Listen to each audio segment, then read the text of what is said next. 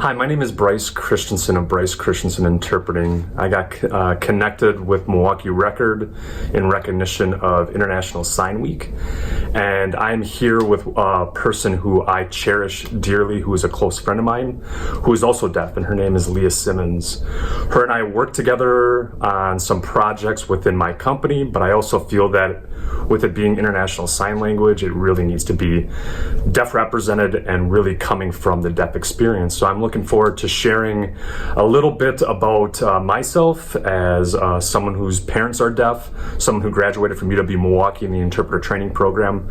My first language is American Sign Language, but I really do feel that correct representation is important. So I'm looking forward for Leah Simmons to share all the different terminology in sign language that makes Milwaukee, Milwaukee. Hello everyone, my name is Leah Simmons, and I am born and raised in Wisconsin, a proud Wisconsinite, and here I am proud to show very popular, iconic signs within Milwaukee. So Go Pack Go, typically people will sign Go Pack Go with some sort of emphasis. There are a lot of different variations, cultural and linguistic influence, and sometimes there's not a standardized way to sign, so there's a lot of different variations. But here is an example of Go Pack Go, finger spelling it. So bubbler is a term that's very popular here in Wisconsin. And so you can gesture it, it can be iconic. You can sign water and then show what it looks like when you're drinking water. That's the sign for bubbler. Miller Park, you would first finger spell Miller Park and then sign baseball and then area. So that would be showing Miller Park.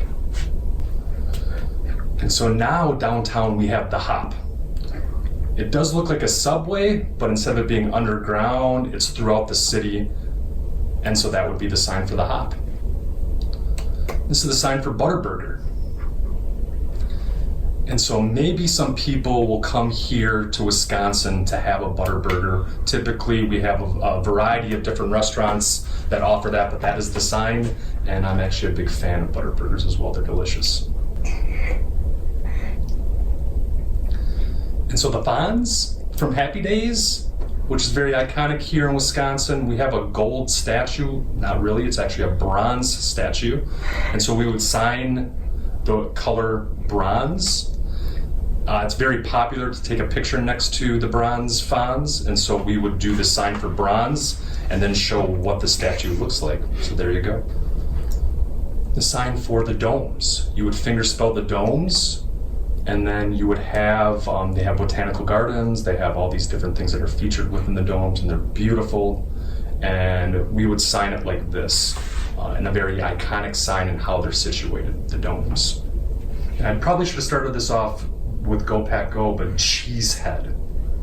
And so for Packer games, people, the deaf community would sign this, CHEESEHEAD. And so you've probably seen a popular figure here in Milwaukee who doesn't wear a shirt, blue jeans, typically walks and actually looks like he works out all the time, and people actually consider him the Wolverine. And it's changed into where he's become the MILVERINE. And so we don't really have an actual sign for it, but once you start playing with the language, this is what MILVERINE would look like. And just so you're aware, sometimes culture and language has a variety of different variations. And so a lot of different deaf people, based on their region, they have their own signs, and that's the beautiful thing about American Sign Language. Also generational deaf people, the creation and the innovation of language. So some of these words we really haven't used that much, so it could be slang as well.